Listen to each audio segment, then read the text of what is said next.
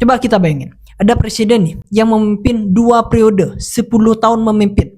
Tapi ternyata presiden itu tidak punya ijazah, bayangin. Oke, saya di sini bahas mengenai isu ijazah Jokowi palsu. Itu kan yang kalian mau kan?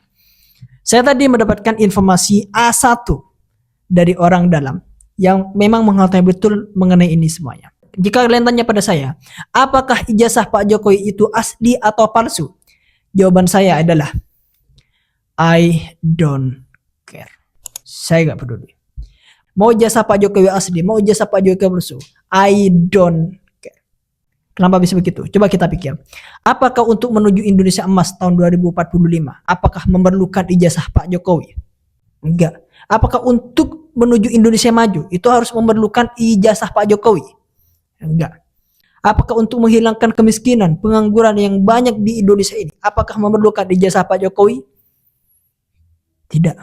Apakah ketika Indonesia pengen menjadi negara industri ini harus memerlukan ijazah Pak Jokowi? Tidak. Jadi, apa masalahnya? Masalahnya apa? Jika misalkan Pak Jokowi itu korupsi untuk membiayai kuliahnya agar bisa mendapatkan ijazah itu masalah. Nah itu masalah. Ini beda lagi. Ini udah selesai menjabat nih. Yang mana kalau kita lihat track recordnya mulai kemarin itu secara on the paper itu sudah dikatakan bekerja keras Pak Jokowi, tapi malah sekarang diisukan ijazah Pak Jokowi. Itu apa? Untuk apa? Makanya coba kita lebih kritis sedikit lah.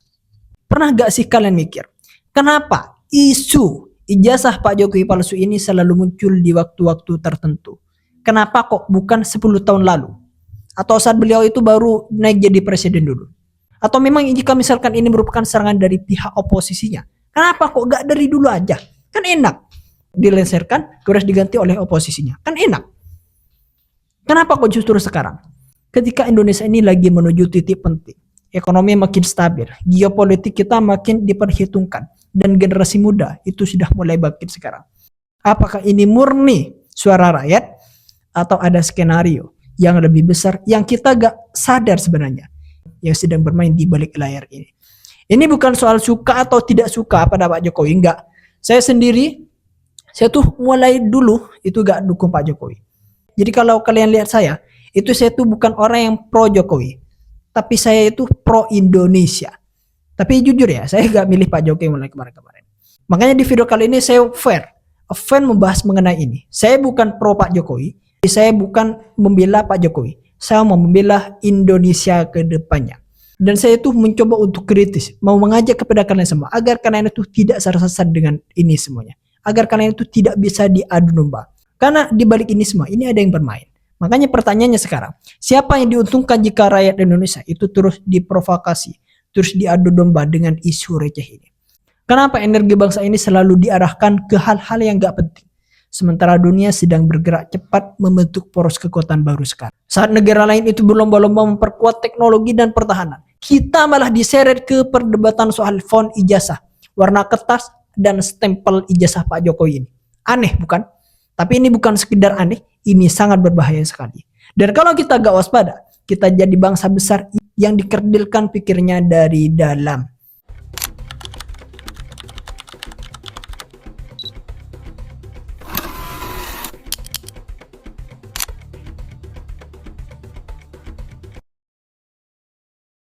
Kalau kita lihat sejarah ya, adu domba itu bukan hal baru yang ada di Indonesia ini.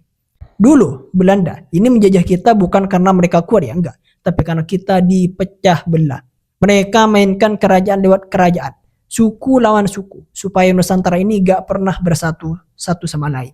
Strateginya disebut dengan divide and impera, pecah belah lalu kuasai. Tapi sekarang strategi ini berevolusi. Mereka gak lagi ngirim tentara, yang dikirim adalah isu, hoax, fitnah politik, dan perang persepsi. Dan targetnya bukan cuma elit, tapi rakyatnya sendiri. Biar kita sendiri yang ribut. Biar kita capek debat soal hal-hal pribadi, bukan masalah substansial bangsa ini. Lihat negara-negara yang berani berdiri sendiri. Kayak Venezuela, Iran, Pakistan, bahkan Brazil saat dipimpin Lula.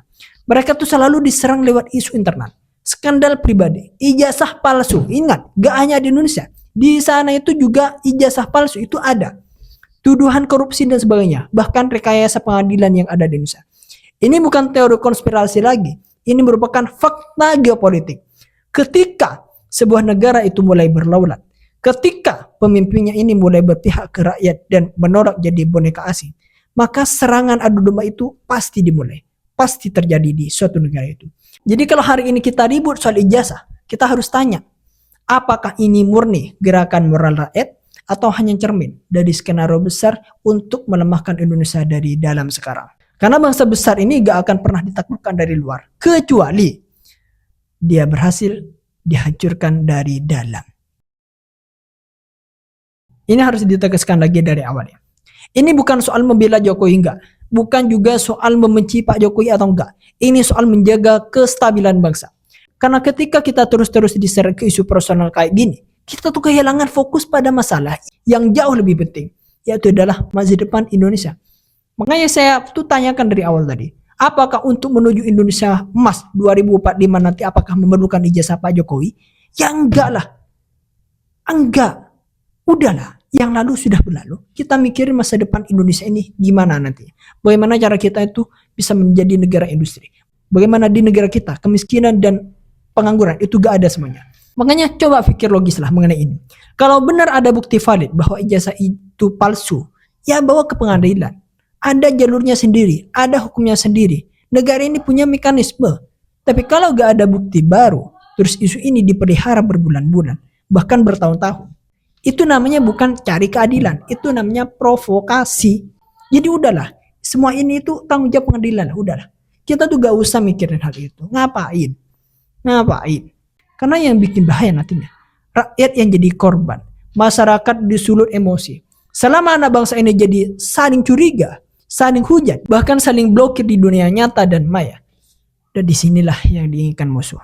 Indonesia sibuk ribut sendiri biar mereka leluasa ambil peran di panggung global nantinya. Makanya harus kita sadari ya, stabilitas politik itu fondasi utama kemajuan ekonomi. Investor itu gak akan datang ke negara yang rakyatnya sibuk soal hal-hal yang remeh kayak gini. Anak muda gak akan maju kalau setiap hari ini dijajali konten saling tuduh dan fitnah kayak gini.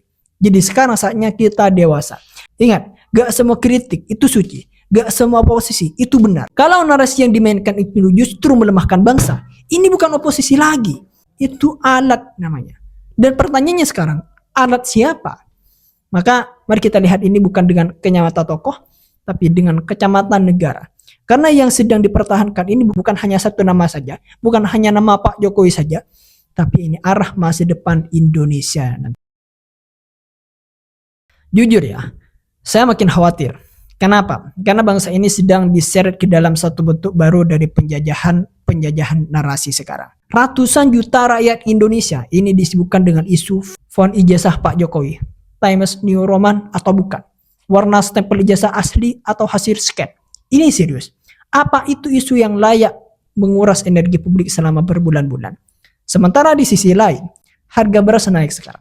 PHK terjadi. Industri energi dalam tekanan besar. Dan geopolitik dunia ini makin panas sekarang. Kita diseret ke isu dangkal dan dijauhkan dari isu vital. Makanya saya ngidupin kamera. Agar para konten kreator itu gak bahas isu-isu yang sangat dangkal sekali. Bahas isu ijazah Pak Jokowi. Bahas ini, bahas itu. Udahlah. Kita bahas Indonesia ke depannya. Kita bahas kita tuh mau kemana nantinya. Makanya inilah yang saya sebut sebagai narasi pembodohan massal kalau kayak gini. Bukan karena rakyatnya bodoh ya. Saya gak mengatakan kalian itu bodoh enggak. Tapi karena rakyat itu dibodoh-bodohkan oleh segelintir elit yang memainkan emosi publik demi kepentingan jangka pendek. Kuasa, elektabilitas, atau bahkan sekedar viral saja. Lebih parahnya lagi, ini ada intelektual, pengacara, bahkan tokoh publik yang ikut-ikutan sebar narasi ini tanpa data yang valid dan baru. Mereka bukan cari kebenaran, mereka cuma cari panggung. Ya, ingat, ini yang kalian masih gak tahu ya. Mereka cari panggung. Mereka tidak sedang menyelamatkan negara. Mereka sedang memainkan opini untuk kepentingan politik murahan ini. Dan sayangnya, algoritma media sosial ini memperparah semuanya ini. Semakin provokatif, semakin banyak yang share. Semakin tidak masuk akal, justru semakin viral. Sementara narasi membangun, narasi yang berbasis data, narasi ekonomi, Ini malah sepi. Makanya saya gak heran konten saya itu sepi itu, saya gak heran.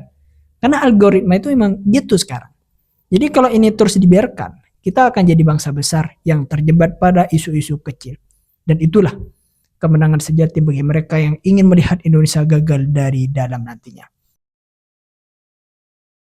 Jadi sudah cukup kita sibuk diadu.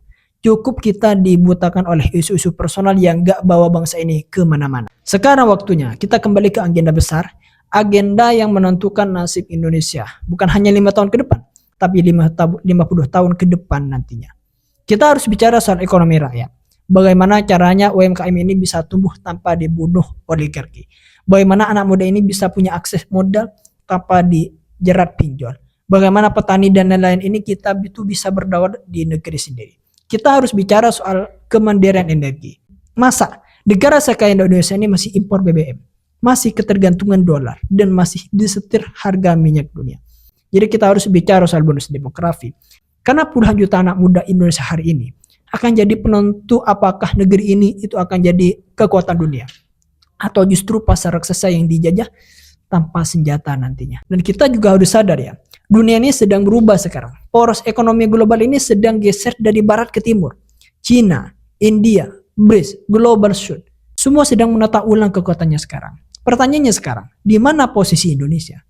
Di meja perundingan atau cuma jadi penonton saja? Tapi semua itu gak akan bisa dijawab kalau rakyatnya masih sibuk debat soal ijazah ini. Soal pribadi, soal hoax. Masa depan Indonesia gak akan ditentukan oleh siapa yang menang debat di TikTok, gak akan.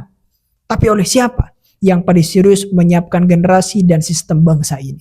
Jadi mulai hari ini kita ubah dan fokus. Tanya ke diri sendiri, apakah yang saya pikirkan ini, yang saya sebar ini, yang saya dukung ini sedang membangun Indonesia, sedang menambah SDM saya, atau ini justru malah menjatuhkan sedikit demi sedikit dan bisa membodoh-bodohkan diri saya sendiri. Jadi itu tanyakanlah. Mungkin hanya ini yang dapat saya sampaikan. Sampai jumpa, eksklusif.